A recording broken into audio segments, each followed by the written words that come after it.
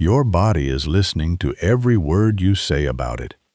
Think for a moment about the last thing you said out loud about your own body today, because it was listening, and it took notes, quietly, carefully, the way a servant does when it has learned that the smallest sentence from its master carries the weight of an instruction. There is an old line from the book of Proverbs that says, "Death and life are in the power of the tongue, and whoever loves it will eat its fruit." And Kenyon built much of his life's teaching on that single sentence. He would stop you right here and say, "Do you see it? The verse does not say death and life are in the power of your circumstances, or your genetics, or your diagnosis. It says they are in the power of the tongue, which means the very organ you use to describe your body is the same organ shaping what your body becomes. You have probably spent years trying to fix your body with more information, more remedies, more willpower, and Kenyon would say that is exactly why nothing sticks. Because underneath all that effort, you are still whispering the old sentence over yourself in private, still telling your body the tired story, while trying to hand it a new one on top.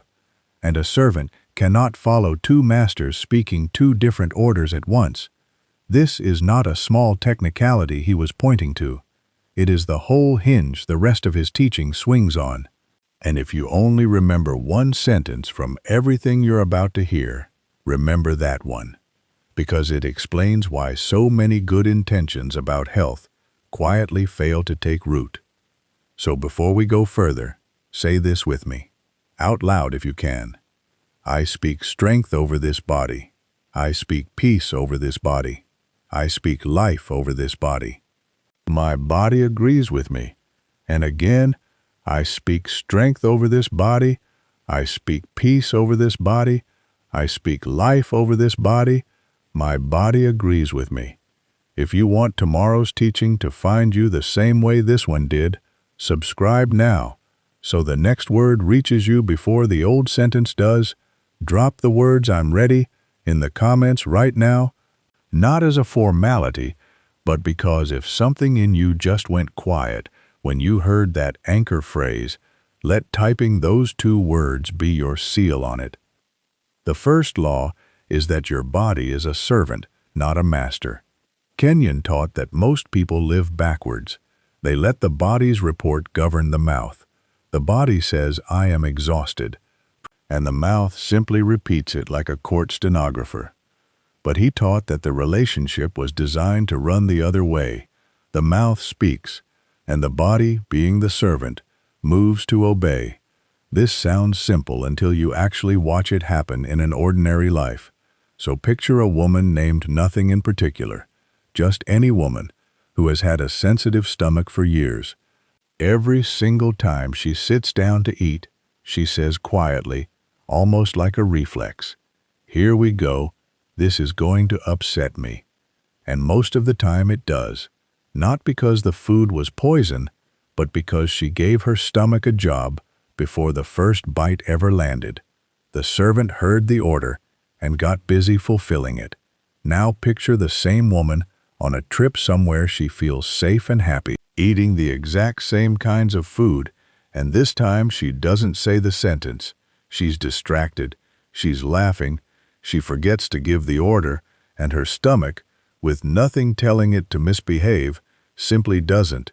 She comes home and says, "Isn't that strange? My stomach was fine the whole trip, but it was never strange at all. It was the most predictable thing in the world. The servant only did what it was told, and on the trip, for once, it wasn't told anything." Think of someone who wakes up and says out loud, before their feet even hit the floor, "I am so old, my back is going to hate me today." That sentence is not a description, it is an instruction, and the back, having no vote in the matter, gets to work proving the boss right. Now think of the same person on vacation, waking up excited, saying, "I feel great, let's go," and somehow the same back that complained all week carries them up a hill without a word of protest. The body did not change overnight. The instructions changed, and here is the part that Kenyon would want you to sit with a little longer. The body does not grade your words for accuracy. It does not pause to check whether you meant it, or whether you were joking, or whether you were just making conversation to fill a silence. It simply hears a command from the one voice it was designed to obey, and it starts arranging itself to carry that command out, which means the throwaway lines, the little habitual complaints you don't even notice yourself saying anymore, the "my knees are shot," the "Gare, I always get sick this time of year," the "here we go again," are not neutral background noise. They are quiet, repeated orders being handed to a servant who never once asks whether you really meant it. Think also of how children pick this up before they even understand what they're repeating. A boy hears his father say every single autumn, "My joints always act up when the weather turns," and by the time that boy is 40, he catches himself saying the exact same sentence in the exact same month, not because his own body ever proved it first, but because he inherited an instruction issued by someone else's mouth years before his own joints had any real complaint of their own. This week, catch yourself the next time you narrate your body out loud, and ask whether you are reporting or ordering, because it is not description, it is direction, and once you see that, you cannot fully unsee it. You will start hearing your own sentences differently at the dinner table, in the car, in casual conversation with a friend, and you will start noticing how many of them were never meant as commands, but were received as commands anyway. But there is a deeper problem waiting right behind this one, which is that your body is not only listening to your words, it is also constantly sending its own reports back to you, and you have to know what to do with those. The second law is that sense knowledge is not the final verdict. Kenyon made a careful distinction between what he called sense knowledge, meaning everything your eyes, your nerves, your stomach, and your fear report to you, and what he called revelation knowledge, meaning the higher word that is allowed to stand over that report and decide what is actually true. He taught that the senses are not liars exactly, they are simply limited witnesses. A pain in the chest is a real sensation, but a real sensation is not automatically a final ruling on your future. Think about what a witness actually is in a courtroom. A witness can describe what they saw, what they felt, what they noticed in the moment, but a witness does not get to bang the gavel and hand down the sentence. That job belongs to someone else entirely, someone weighing more than just one report. And Kenyon taught that most people quietly promote their senses straight from the witness stand to the judge's bench without ever noticing the promotion happened. Picture a man who feels a strange flutter in his chest and immediately declares, out loud, to his wife, to his co-workers, "This is the beginning of the end for me."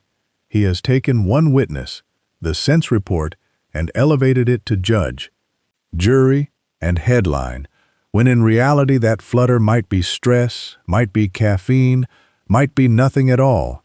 But by speaking it as a verdict, he has now put his own mouth to work, manufacturing the very thing he feared. Notice how fast it happens. The flutter lasted maybe 4 seconds, but the sentence he built on top of it will keep running in his mind for days, maybe weeks, long after the original sensation has completely disappeared. That is the danger Kenyon kept pointing to, not the sensation itself, but the speed at which a person turns a passing report into a permanent ruling. Now picture a different man, same flutter, same 4 seconds, but this time he pauses. He notices the sensation. He even mentions it to his doctor if it's worth mentioning. But he does not crown it. He says to himself, "That's a sensation, not a sentence." And he goes back to his day. Same body, same event, 2 completely different outcomes. Because one man let the witness run the courtroom, and the other man let the witness simply testify and sit back down. Think about how often this plays out with something as ordinary as a headache. One person feels the first dull ache behind the eyes and immediately thinks, "Here comes a migraine. This is going to ruin my whole day," and by mid-afternoon it usually has. Not purely because of the ache itself, but because every hour since that first twinge was spent narrating decline, checking in on the pain, feeding it attention and language. Another person feels the exact same dull ache, drinks some water, keeps working, gives it no speech at all, and by mid-afternoon it has simply faded on its own, the way most ordinary headaches do. Same sensation at 9 in the morning, wildly different afternoon, because one person let the sense report write the whole day's story, and the other let it pass through as one small, unremarkable fact among many. Think, too, of the moment right before sleep, when the mind runs back over the whole day and tends to collect every ache and worry into one tired summary. If that summary is spoken as a verdict, everything hurts, nothing is getting better. It becomes the final word the body carries into the night. But if that same summary is simply noted and set down without being crowned, the body carries something far lighter into its hours of rest. Kenyon would say the flutter is allowed to testify, but it is not allowed to rule. You are allowed to feel a symptom without crowning it. This is not about pretending the sensation isn't there. He was never asking anyone to lie to themselves about what their body is actually feeling in the moment. He was asking something narrower and far more practical. He was asking you to separate the noticing from the ruling, to let the body report honestly while you decide, on purpose, what verdict actually gets spoken over that report. This week, when your body sends a report, a twinge, a wave of tiredness, a knot in the stomach, try answering it silently before you answer it out loud. Ask, is this the whole truth or just one witness? And give yourself a full breath before you speak anything at all about it to another person. Because the moment you speak it, you've handed the witness a microphone. And once a witness has a microphone in front of a room full of people, it starts sounding a lot like a verdict, whether you meant it that way or not. Because there is always a higher word available to you if you know where to look, and knowing where to look brings us to the instrument itself, the one doing the actual steering. The third law is that the tongue is the rudder of the body, not the passenger. Kenyon leaned on the old image of a small rudder turning a massive ship, and he taught that the tongue occupies exactly that position over your whole physical life. Small in size, enormous in effect, a rudder does not describe where the ship is going. It decides where the ship is going, and so does your mouth. Consider two people with the nearly identical mild heart condition. One of them talks about it constantly in the language of doom, calling it my weak heart, my ticking time bomb every single day, in every conversation, and the other calls it my healing heart, my improving heart, refuses to rehearse the fear version even when asked directly by curious relatives. Same diagnosis, same doctor, two different rudders, steering two different courses through the exact same water. Kenyon would tell you the doctor's chart is not what determines the direction. The daily words layered on top of that chart are what determine the direction. Think about how a rudder works on an actual ship. The captain does not need to shout the command, does not need to wrestle the wheel with visible strain. A small, steady, almost gentle turn held consistently is enough to move an enormous vessel miles off its original course over the length of a long voyage, and that is exactly the scale Kenyon was describing. Not a dramatic shout once a year, but a small, steady turn held daily. This week, pick one recurring phrase you use about your body, just one, and change only the rudder angle, not the whole sentence. From my bad knee to my improving knee, from my weak stomach to my settling stomach. Small turn, but held long enough. It changes the whole course. Before we go further, Kenyon's whole body of teaching on this subject is gathered into a simple daily rhythm I want to point you toward called the daily practice. It takes the ideas in this video and turns them into a short spoken routine you can do each morning in a few minutes. We will come back to it properly near the end. For now, let us continue. The fourth law is that confession is not a wish, it is an act of possession. And this is the deepest thing Kenyon is known for. So let's take it in pieces, slowly, because this one law carries most of the weight of everything else we've covered so far. First, consider what confession actually is in his teaching. It is not hoping out loud. It is not crossing your fingers and saying something nice into the air and waiting to see if it sticks. It is agreeing, on purpose, with a fact you have decided to stand on. When you confess, you are not begging for something to become true someday. You are declaring what you have already reached out and taken hold of today. Kenyon liked to picture it almost like signing for a package that has already arrived at your door. The package does not become yours because you hope it's yours. It becomes yours the moment you sign your name and carry it inside. Confession, in his teaching, is that signature. It is the plain, spoken act of taking delivery of something that was already sent. This is why he made such a sharp distinction between confessing a wish and confessing a fact. A wish sounds like, I hope I get better someday, somehow. A confession sounds like, I am getting better, right now, starting today. One of those sentences is a request mailed upward with no hand on it at all. The other is a hand closed firmly around a package already sitting on the porch. Second, consider that confession has to be honest, not decorative. Kenyon warned very clearly against turning this into empty repetition, saying pleasant words with your lips while everything underneath quietly disagrees. That is not confession in his sense of the word. That is performance. A person can say, I am healed 40 times in one day, in a flat, tired, going through the motions voice, and those 40 repetitions will still lose to the one honest thought running underneath them that says, none of this is really working. Because the mouth was never meant to be a separate department issuing its own press releases. The mouth is meant to be the announcer of a decision that has actually been made, not a puppet reciting lines it doesn't believe. So before you even open your mouth to confess anything over your body, Kenyon would have you ask, am I actually deciding this, or am I just performing it? Third, consider a picture Kenyon might have used if he were teaching this in plain modern terms. Imagine a man who buys a house, the papers are signed, the deed is filed, the house is legally, fully his, but out of old habit he keeps paying rent on a small apartment across town, keeps sleeping there most nights, keeps telling people, when they ask where he lives, oh, I'm just renting a little place for now. The house sits there, paid for, empty, waiting, while he lives like a man with nothing.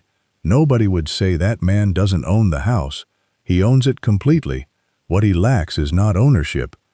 What he lacks is occupation. He has the deed, but he never moved his furniture in. Kenyon taught that this is exactly what happens when someone speaks a wish instead of a confession. They may have every legal right to healing, every promise fully sent and fully delivered, and yet they keep living in the old rented apartment of I hope. Someday, maybe, because that's the address they're used to. Confession, in this picture, is the act of finally moving your furniture into the house you already legally own. It is not asking for a house. It is walking through a door that was already yours and calling it home out loud. Fourth, consider the difference between confessing the symptom and confessing the word, because this is where most people get quietly stuck for years without ever noticing it. Let's walk through an ordinary day and watch exactly how it happens. Morning, you wake up, your knee aches a little, and before your feet even touch the floor, you mutter, ugh, my knee, it's always something. That is a confession. Small, almost invisible, spoken half asleep, But it went out into the day anyway. Mid-morning, a coworker asks how you're doing, and you say, "Oh, getting old, everything hurts." That is confession number 2, quietly reinforcing the first. Lunchtime, someone at the table mentions their own back pain, and you jump in with your own list. My knee, my shoulder, my hip, on and on, comparing notes like trading cards. That is confession number 3. And now you've spent real breath, real attention, and real belief, painting a very detailed picture of decline, and you've handed that picture to your own body 3 separate times before noon even arrives. After noon, you feel a little more tired than usual, and you say, "Of course I'm tired. I always feel like this by 3 p.m. That's confession number 4. And here's the part almost nobody catches. Nothing you said all day was technically a lie. The knee did ache a little. The shoulder was a little sore. The tiredness was genuinely there. Kenyon was never asking anyone to deny an honest symptom, but every single time, instead of simply noting the report and letting it pass through, you crowned that report, gave it a microphone, and repeated it out loud to yourself and to everyone around you. By evening, you are worn out, sore, and quietly convinced tomorrow will feel exactly the same. And here is Kenyon's exact point about this whole day. Tomorrow probably will feel the same, not because your body is broken beyond repair, but because you spent the entire day carefully training it with today's script, 4 separate signatures on the same package. 5th, now imagine the same day again, same body, same knee, 4, same real tiredness, but a different mouth running underneath it. Morning, knee aches a little. You say quietly, "Thank you, knee, you're healing. Not perfect yet, but strong enough to carry me today." Mid-morning, coworker asks how you're doing. You say, "Honestly, doing better than I expected. Feeling pretty good." Lunchtime, someone lists their aches at the table. You listen, you nod, you sympathize, but you don't reach for your own list to add to the pile. Afternoon, you feel tired and you say, "All right, my body's asking for rest tonight. That's fair, I'll give it that." Notice carefully, this version does not deny a single fact from the first version. The knee still ached, the tiredness was still completely real. Kenyon was firm on this point. This is not lying to yourself about symptoms. It is refusing to let a passing symptom get promoted into a permanent verdict simply because it happened to show up for a moment. By evening, in this second version, you are still a little tired. That part hasn't changed, but you are not soaked in the same dread, and tomorrow's body receives a genuinely different set of instructions than it would have received otherwise. Same knee, same evening. 2 entirely different signatures on 2 entirely different packages. 6th, consider one more everyday picture, because this one shows the same law from a slightly different angle. Imagine a woman who takes out a loan to start a small bakery. The money is fully approved, fully deposited, sitting in her account, real and spendable. But every time a supplier calls asking if she can afford the order, she says, "Honestly, I don't really have the money for this. I'm not sure this is going to work out." Technically, she is telling the truth about how she feels. She is anxious. The number in the account still doesn't feel real to her yet, but she is contradicting a fact that has already been settled and delivered. Every phone call where she confesses poverty over a fully funded account trains her own habits, her own decisions, her own posture in the business toward acting poor, regardless of what the bank statement actually says. Kenyon would say, this is precisely what happens when a person has already been given a healing word, a settled promise, something already sent and already theirs, and then spends the day confessing lack over it anyway.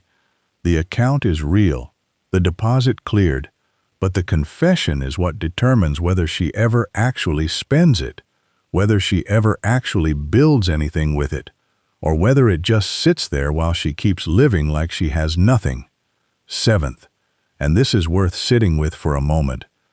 Notice that in every one of these pictures, the man with the house, the woman with the bakery, the person with the aching knee, nobody performed a miracle. Nobody shouted anything dramatic. The entire difference in every single case was a handful of small, ordinary sentences, said almost in passing, and that is exactly the scale Kenyon taught this on. He was not describing rare, heroic moments of declaration. He was describing the 100 tiny confessions that slip out of every person's mouth on an average Tuesday, each one small, each one a signature, each one either taking delivery of decline or taking delivery of strength. That is the whole weight of this fourth law resting quietly underneath an ordinary day. Confession is not decoration sitting on top of your health. It is one of the actual mechanisms of it. What you keep signing for is not just describing your condition. Over time, it becomes one of the architects of your condition. Pause for a moment and pick one real sentence you've said about your body more than once this week, just one, and ask yourself honestly whether it was a signature on strength or a signature on decline. Because once that fully lands, the natural next question stops being "what's wrong with my body?" and starts becoming, "What exactly have I been signing for all week without noticing?" I am done agreeing with the old report, and I speak a new one over myself. If this teaching is doing something in you right now, this is a good moment to subscribe, so the next lesson finds you and not the other way around. We will keep walking through this together, one law at a time, so you are never left holding a new idea with no next step. The fifth law is that your body's truest identity is not its symptoms, it is its identification. Kenyon's teaching on identification is short to state and enormous in weight. He taught that the believer is joined, deeply and legally, to the risen life of Christ, and that this union is not a future promise, waiting to happen someday. It is a present fact. You are invited to stand inside right now. Most people build their sense of their body entirely out of its worst moments, the flare-up, the bad scan, the rough morning, and they quietly file that collection of moments under the heading of who I really am. But Kenyon would say that filing system is only the sense report again, wearing a heavier costume and asking to be called identity. Your deepest identity was never assembled out of your symptoms. It was settled long before your symptoms ever showed up to audition for the part.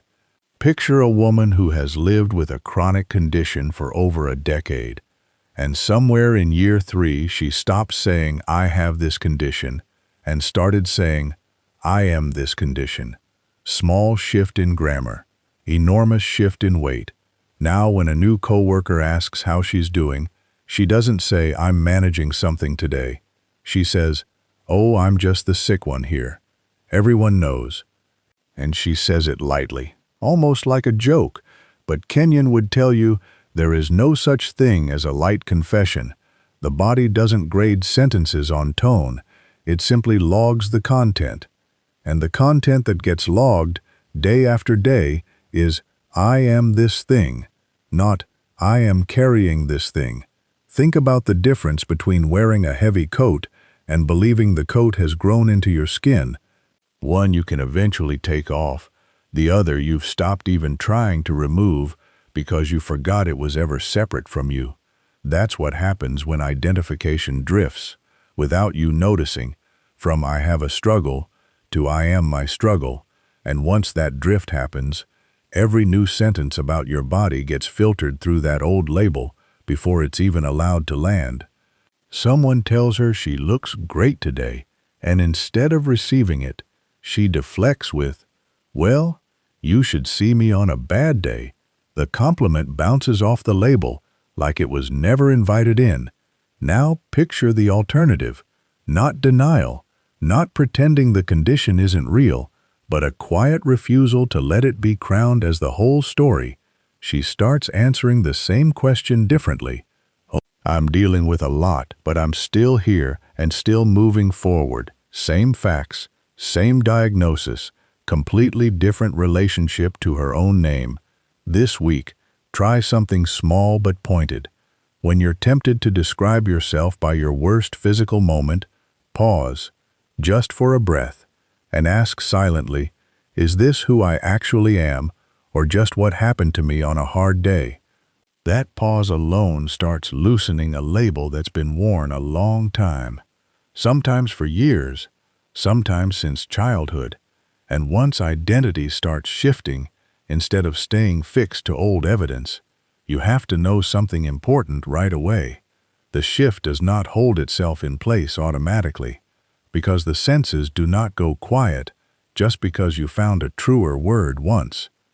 They will bring the same old report back tomorrow morning, and the morning after that, asking to be believed all over again. The sixth law is that a new confession has to be renewed daily. Kenyon was very practical about this. He did not teach that saying a healing word once was like flipping a permanent switch that stays flipped forever, with no further attention. He taught that the senses keep reporting the old data every single day, sometimes every single hour. The ache still checks in. The tiredness still checks in. The old fear still knocks quietly. And he taught that a single confession, however sincere, does not silence that reporting system on its own.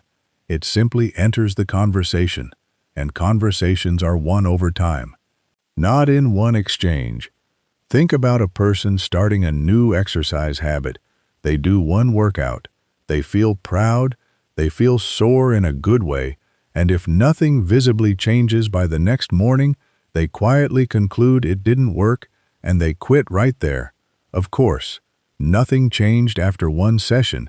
Nothing was ever going to change after one session.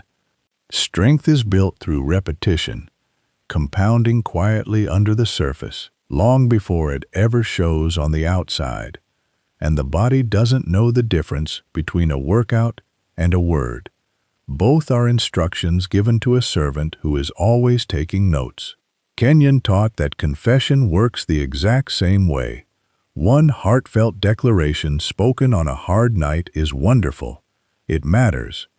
It is not wasted, but it is the daily, almost boring, repeated confession that actually retrains the body's expectations over time. The drama of a single powerful sentence, spoken once, feels like the real work, but the quiet sentence spoken again tomorrow, and the day after, and the day after that, is where the actual training happens. Think about it the way a farmer thinks about a field. Nobody plants a seed on Monday and walks out Tuesday morning expecting a tree. The seed needs water again on Tuesday, and again on Wednesday, and again on every ordinary day after that, long before there is a single visible sign above the soil. And if the farmer stopped watering on day 4 because nothing had sprouted yet, he would call the seed a failure, when really he was the one who quit the process halfway through. Your words are the water, your body is the soil, and healing, like growth, happens underground first, invisible, unglamorous, unrewarded for a while, before it ever breaks the surface where you can finally see it. Imagine someone recovering from a long illness who commits to saying every single morning for a month, "My body is healing, my body is strong, my body is getting better every day." The first week it might feel a little hollow, even mechanical, almost like reading a script that doesn't fit yet, because 30 years of old sense reports don't get outvoted by 7 days of new words. That's simply the math of it. The old data has decades of repetition behind it, and the new data has a week. But by week 3 or 4, something starts to shift, not because the words became magic somewhere around day 20, but because repetition is how any new instruction slowly becomes the dominant one a servant actually starts listening to. The servant isn't being stubborn, It's simply following whichever voice has spoken most consistently, and for years, that voice was the old one. Think of it almost like a savings account instead of a lottery ticket. A lottery ticket is one dramatic moment that either pays off instantly or it doesn't, and most people want their confession to work like that. One big emotional declaration and an immediate visible result. But Kenyon was not describing a lottery ticket, he was describing a savings account, a small deposit made faithfully, day after day.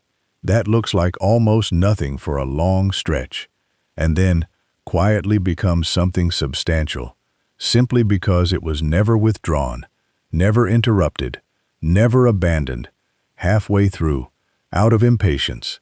Now here is a simple, ordinary day version of what this actually looks like in practice.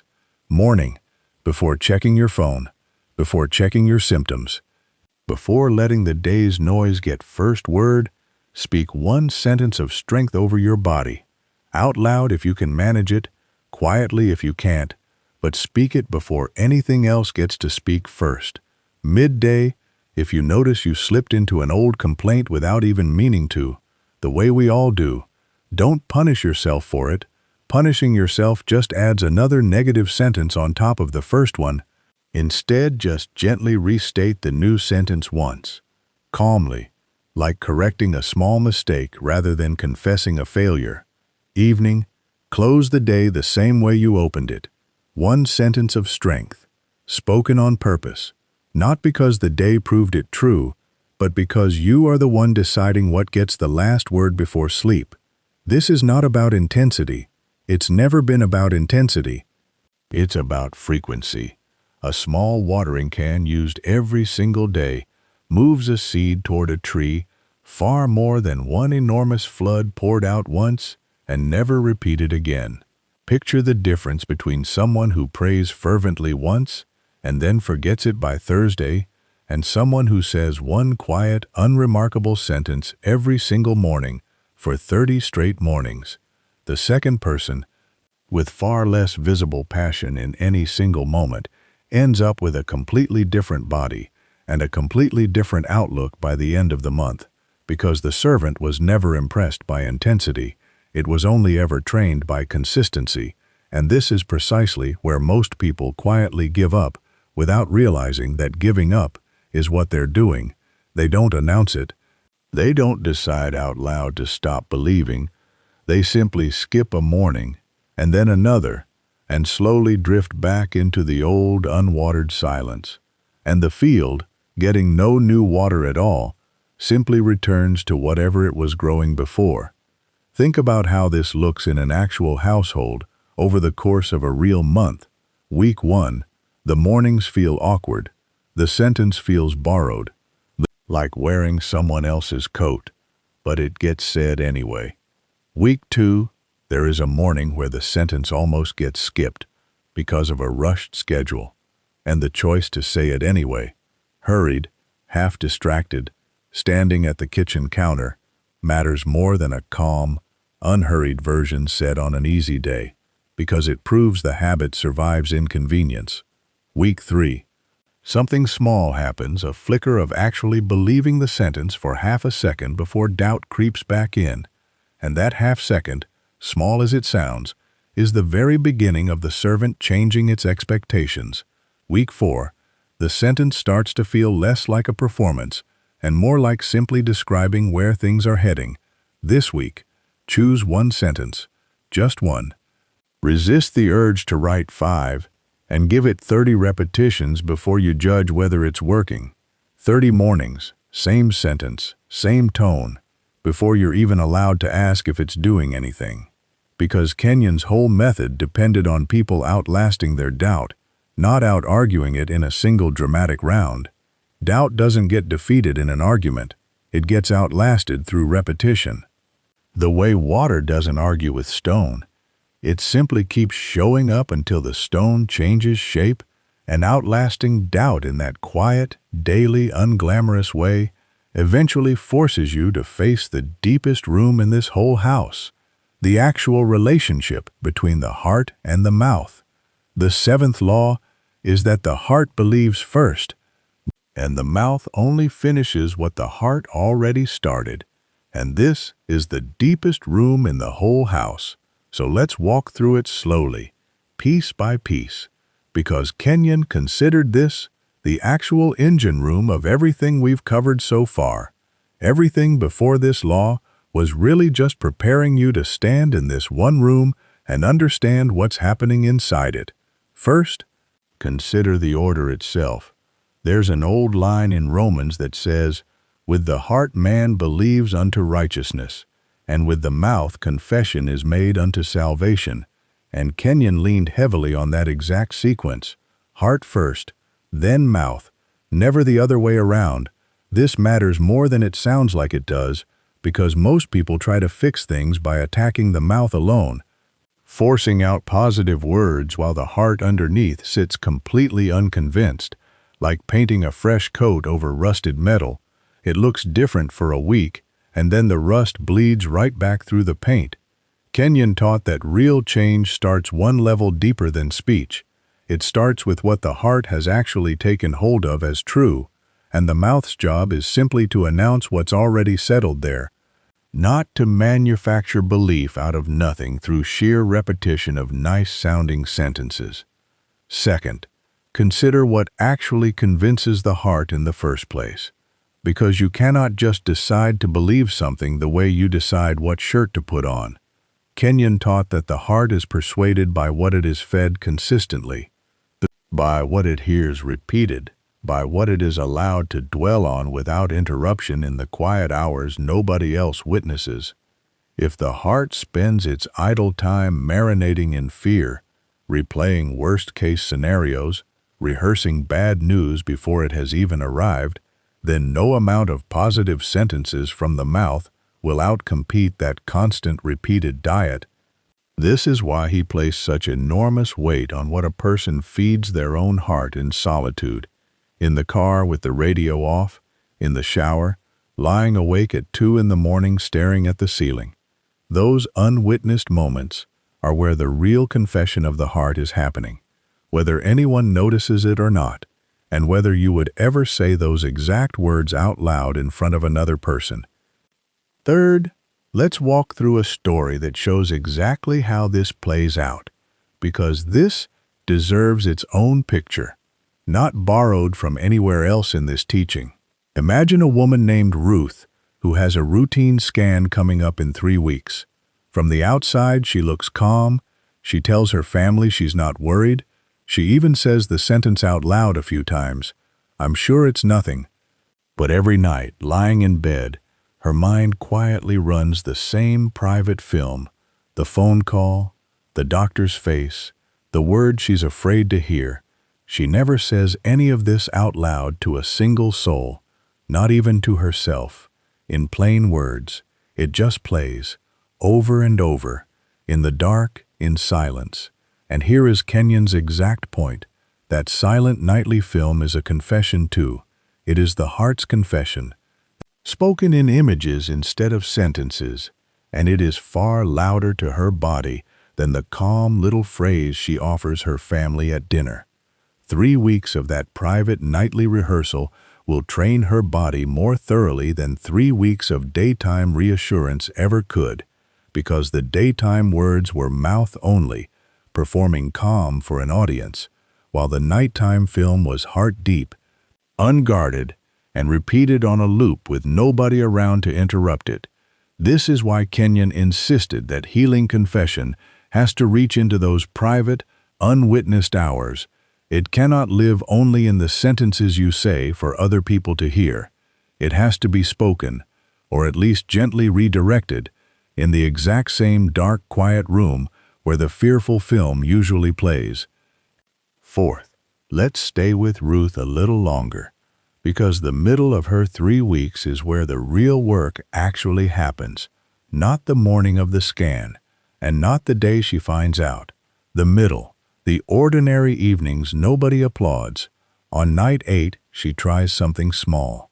She lies down, feels the old film start to flicker on like it always does.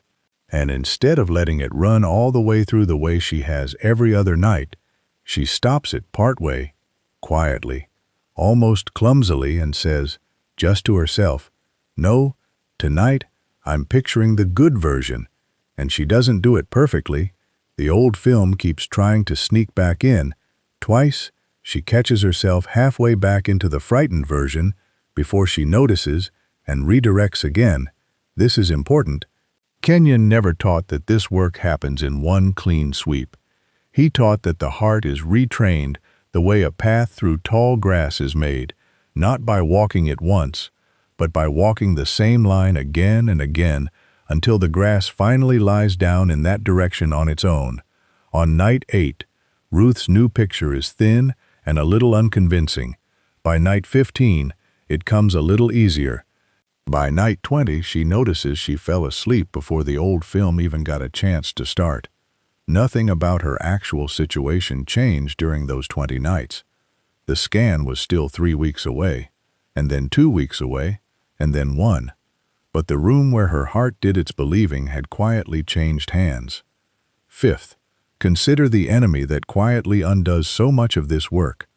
What we might call doubt speech, the little sentences that slip out right after a hopeful one, almost like a nervous laugh covering an exposed nerve. Someone says out loud, "My body is healing," and then, half a breath later, mutters, "But who am I kidding? Probably won't last." Kenyon would say that second sentence just erased most of the weight of the first one. Not because the fear was stronger in some absolute sense, but because it directly contradicted the confession in the very same breath, and the heart cannot fully settle into a declaration that gets immediately walked back by the same mouth that just made it. Imagine trying to plant a seed and pulling it back out of the soil every single evening to check if it's grown yet. Nothing can take root under that kind of constant interference. This is why Kenyon taught believers to catch and interrupt the "but who am I kidding" sentences the instant they surface. Not with panic, not with self-criticism, just with a calm, quiet correction, restating the first sentence again, cleanly, without the contradiction trailing behind it like a shadow. Sixth, consider what he called building a new inner image, because words alone, without any picture behind them, tend to stay thin and easily blown over by the first hard morning. Kenyon taught that as you speak a healing word over your body, it helps enormously to actually picture the thing you're declaring, not fantasizing wildly, not forcing an elaborate scene, but quietly holding a simple, steady image of the healed, strong, functioning version of yourself while you speak. Someone with a weak knee saying, "My knee is healing," while mentally picturing themselves walking easily up a familiar set of stairs, gives the heart something concrete to attach the words to, rather than leaving the confession floating in the air with nothing to grip. This is exactly what Ruth was doing on those 20 nights without ever using Kenyon's language for it. She wasn't just saying calm words, she was building a picture strong enough for her heart to actually stand on, herself breathing out in relief, calling her sister with a light voice, and that image became the new soil her words could finally take root in, instead of words falling on the same old, hard-packed fear from before.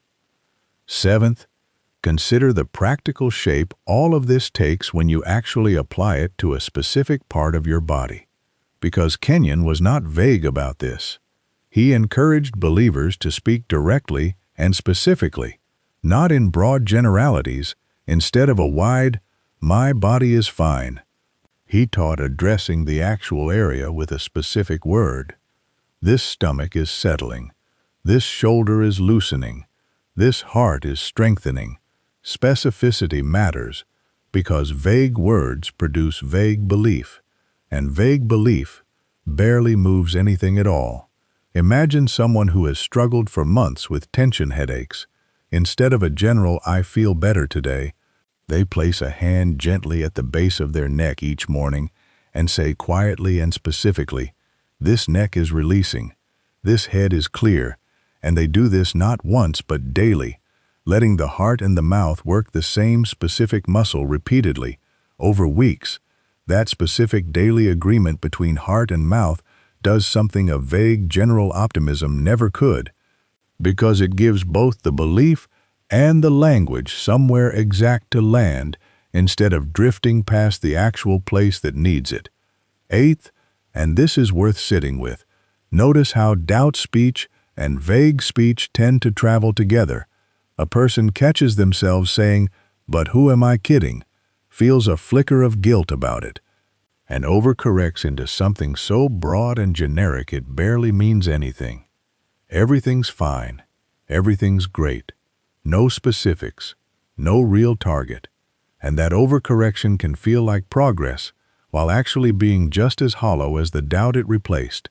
Kenyon's answer was neither fearful specificity nor hollow generality. It was calm, targeted, repeated agreement, spoken plainly, aimed at the actual place, held without the trailing contradiction. Ninth, consider what happens on the nights the old film comes back anyway, because it will, even for Ruth, even after 20 good nights. On night 23, the fear returns stronger than it has in weeks, maybe triggered by nothing at all, maybe just the calendar getting close. And this is the moment Kenyon's teaching actually gets tested, not on the easy nights, but on this one. He never taught that the new confession makes the old fear incapable of returning. He taught that when it returns, you simply do the same small work again. Redirect the film, restate the sentence, hold the picture a little longer than the fear held its grip. One setback night does not erase 20 good ones. It is simply one more evening where the heart gets to choose again which voice it listens to.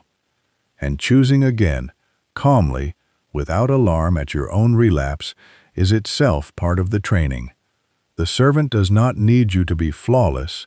It only needs you to keep returning to the same instruction more often than you wander from it. 10th, and this ties every piece of the 7th law together, Kenyon taught that this heart and mouth agreement is not a technique you perform once, when things get bad, and then set aside once you feel better. It is meant to become the normal, ongoing relationship you have with your own body for the rest of your life. The goal was never a single dramatic confession that fixes everything in one emotional moment. The goal is a quiet, daily, honest partnership between what your heart has settled into believing and what your mouth is willing to say out loud about it. When those two are finally in agreement, walking in the same direction, instead of arguing with each other in the dark hours nobody sees, the body, being the faithful servant it was always designed to be, simply follows the instruction it's finally being given clearly and consistently. Without static, without contradiction, without a nightly film undoing a daytime sentence. And that agreement, once you've tasted it even briefly, changes how you hear every single word you speak about yourself from that day forward. The 8th law is that your body is also listening to the words other people are allowed to speak into it through you. Kenyon paid close attention to this because confession does not happen in a sealed private room. It happens out loud, in waiting rooms, in family dinners, in group texts, in the 2 minutes of small talk at the coffee machine before a meeting starts, and every single time you repeat someone else's fearful sentence about you, word for word, without editing it through your own mouth first, you are quietly signing your name to their confession and handing it to your own body as if you wrote it yourself. First, consider how easily this happens without anyone ever intending harm. Think about how often a hard sentence gets repeated for years simply because it was said once by someone with authority. A doctor says a heavy phrase in a 15-minute appointment, and that one sentence gets repeated by the patient for years afterward, at holidays, at checkups, to strangers who ask a polite question, using the exact same heavy wording every single time. as if the sentence were carved in stone rather than spoken once in a room by one tired, well-meaning person doing their best with limited information. Kenyon was not against doctors. He respected the place of medicine. He simply drew a very sharp line between receiving information and repeating a verdict as if it were unchangeable law. Information can be received, weighed, and then handed over to a higher word to carry forward. But a verdict, spoken aloud again and again in your own voice, tends to calcify into fact simply through the sheer repetition of your own mouth agreeing with it. Second, consider that this is not only something doctors do to you, it is something entire families do to each other, for generations, without a single person ever questioning it. Think of a household where every relative, going back decades, describes themselves the same tired way. We've just always had bad backs in this family. We're all worriers. None of us sleep well past 50. And a child grows up hearing that sentence repeated so many times at so many dinner tables that by the time their own back aches at 30, they don't even question it. They simply say the family sentence, because it was handed to them fully formed, long before they ever had a symptom of their own to test it against. Kenyon would say, that child never actually chose that confession. They inherited it the way you inherit a chair or a name, and inherited words are still words. The body does not check the family tree before it obeys. It simply hears the sentence spoken in your own voice and gets to work. Third, let's walk through an ordinary week and watch how quietly this travels from one mouth to the next. Monday, a checkup. The doctor uses a heavy phrase. Something like this condition tends to progress. And you nod, because in the moment you don't know what else to do. Tuesday, your sister calls to ask how the appointment went, and you repeat the doctor's exact phrase back to her, word for word, because it's fresh, and it's what you were told. That's confession number 1 going out through your own mouth. Wednesday, a coworker notices you look tired and asks if you're all right, and you say, not really. They told me this tends to progress. So, confession number 2, same words, same weight. Thursday, at dinner, your spouse mentions it to a friend in front of you, using the same phrase they picked up from you, and you don't correct it. You just nod along. Confession number 3. Except now it's not even coming from your mouth anymore. It's coming from someone else's mouth, but it started in yours, and your body cannot tell the difference between the sentence that came from you directly and the sentence that came from someone repeating what you already agreed to. By Friday, you've heard and spoken some version of that same heavy phrase 4 or 5 times in 5 days, without a single edit, without a single higher word laid over it. And Kenyon would say, of course things feel heavier by Friday. You fed the same weight into the room, 5 separate times. Fourth, now imagine the same week with one small edit. Monday, same appointment, same phrase from the doctor, but instead of just nodding, you receive it as information, not a verdict. Tuesday, your sister asks how it went, and you say, they gave me some information, I'm taking it seriously, and I'm choosing to believe I'm going to do well with this. Wednesday, a coworker asks how you're doing, and you say, honestly hanging in there, feeling stronger than I expected. Thursday, at dinner, if the old phrase comes up from someone else, you gently offer the new one instead. Actually, I'm choosing to say I'm healing from this and let it land quietly, without a debate. Notice this is still fully honest. Nothing was hidden, nothing was denied. The diagnosis is exactly the same in both weeks. The facts did not change, but the language traveling through 5 separate conversations changed completely. Fifth, consider that this door swings both ways. And Kenyon would want you to notice the other side of it too. Just as you can absorb someone else's heavy sentence and carry it into your own body, you can also hand a heavy sentence to someone else without ever meaning to. Think of a friend who calls you the moment anything feels slightly off in their body, and think about which version of you answers the phone. If you meet every worried call with your own worst-case scenario, your own family story of decline, your own list of everything that ever went wrong for you, you are not simply comforting them, you are quietly loading their servant with your language too. This week, pause for a moment and pick one real conversation you're likely to have in the next few days. A call, a dinner, a check-in with someone who worries easily, and decide ahead of time which sentence you're willing to hand them and which one you're willing to receive.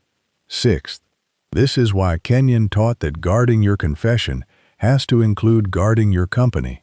Not by cutting people off, not by refusing to listen to hard news honestly, but by quietly deciding who gets to speak the loudest, most repeated sentence into your body, and who only gets to offer information you're free to weigh. Your body is not only shaped by the words you whisper alone at night, it is shaped by the words you're willing to let travel through you into other rooms, and shaped again by which rooms you keep walking back into. Guard the conversation at the dinner table the same way you already guard your private thoughts in the mirror, because your body cannot tell the difference between the sentence you spoke to yourself alone and the sentence you spoke out loud to your sister on the phone. Both of them walked in through the exact same door, and once you start guarding that door on both sides, private and public, inherited and chosen, you're finally ready to ask the gentler question, underneath all of this, whether the body you've been managing so carefully was ever really your enemy in the first place. The ninth law is that your body is not your enemy. It is a patient servant that has simply been following old orders it was never allowed to question. And this is where I want to leave you, because so much of this teaching can feel, at first, like a burden, one more thing to monitor, one more way to fail. But Kenyon's real heart in all of this was never about pressure, it was about relief. Think for a moment about how easy it is to quietly declare war on your own body without ever noticing you did it. A man spends years blaming his knee, cursing it under his breath every time it aches, calling it stupid, calling it broken, calling it the reason his life is smaller than he wanted it to be. And from where he's standing that feels justified, the knee hurts, so the knee is the villain. But Kenyon would gently stop him and ask, who gave the knee its script? Because a servant does not rebel on its own. It simply carries out whatever instruction it has been given the most consistently. And if the instruction for 10 straight years has been, you are weak, you are failing me, you are the reason I can't have the life I want, then the knee, faithfully, has just been doing exactly what it was told. This is not the knee's rebellion, it is the knee's obedience. And once that man sees it that way, the anger in him has nowhere left to stand. He cannot keep hating a servant for following orders he himself kept issuing. So the fight simply has to end, not because the knee suddenly stopped hurting, but because there is no longer an enemy left to fight. There is only a relationship left to repair. Now picture a different life entirely, a woman who has fought her own sleep for years, lying awake at midnight, furious at her body for refusing to shut off. She tells herself, I hate this. My body just won't cooperate. Why can't it just work like everyone else's? And every night, the frustration itself becomes another order shouted into the dark. Tension on top of tension, a servant being scolded for the very thing it was quietly told to do by years of anxious bedtime dread. She has spent a decade treating her own nervous system like an opponent that needs to be defeated by sheer force of will. And Kenyon would ask her the same gentle question. Who trained this servant to stay alert at midnight? Because no servant argues with its master out of spite. It simply keeps repeating whatever it was shown most often, night after night, until the showing became the standard, And consider one more picture before we close. An older man who spent decades believing his heart was fragile after one frightening episode in his 30s. From that day forward, every fast heartbeat, every long stairway, every ordinary exertion got filtered through the same old warning: be careful, your heart is weak. Remember what happened. Your heart is weak. Remember what happened. Your heart is weak. Remember what happened. And for 30 years, his body dutifully treated every small strain as an emergency because it had been told over and over that it was fragile. Until one day, quite late in life, a new doctor looked at him plainly and said, "Your heart is actually strong. It always has been." And for the first time in 30 years, he began saying a different sentence: "My heart is strong. My heart carries me well." And slowly, cautiously, his whole relationship with stairs, with exertion, with his own chest, began to loosen, not because his heart changed overnight, but because the instruction finally matched the truth instead of the fear. Picture the shift this way.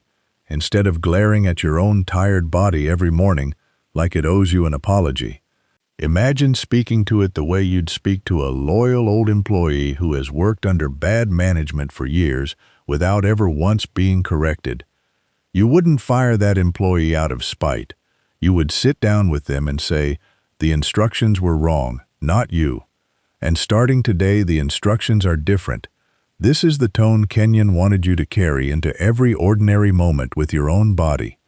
Not shame, not war, but a quiet, steady correction, spoken with patience instead of contempt. You're not fighting your body. You were never fighting your body. You were simply speaking to it without realizing anyone was on the other end, and now you know someone is. This changes the whole tone of the relationship. Instead of resenting your knee, your stomach, your tired mornings, your restless nights, you can start speaking to them the way you'd speak to a servant who has been faithfully doing exactly what it was told. "Thank you for carrying me this far. We're changing the instructions starting today." Your body was never against you. It was simply following orders. And today, you finally know whose voice has been giving them. Here is the whole picture.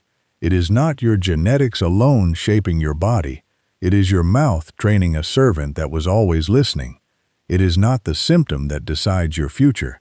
It is the confession you attach to it. It is not one dramatic declaration that changes everything. It is a small rudder, turned daily until the ship changes course. It is not your identity assembled from your worst moments. It is a deeper identification you're invited to stand inside. It is not the mouth working alone. It is the heart believing first, and the mouth simply finishing the sentence. It is not just your private words that matter. It is every word handed to your body, through every conversation you have about it. And underneath every single one of these laws was really just one recognition wearing 9 different faces. Your body has been listening this whole time, faithfully, patiently, and the only real question left is what you're going to start saying to it starting today. If you want to take this from something you understood for an hour into something you actually live daily, this teaching has a companion called the daily practice. It's a short, simple, spoken routine, just a few minutes each morning, built directly on these 9 laws, so you're not left trying to remember all of it on your own. It's available now. Link in the description. It comes with a full refund if it's not for you.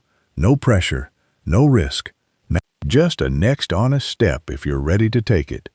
Say it with me one more time. I speak strength over this body. I speak peace over this body. I speak life over this body. My body agrees with me. Your body has been listening to every word you've said about it your whole life. And starting today, it finally gets to hear something worth agreeing with.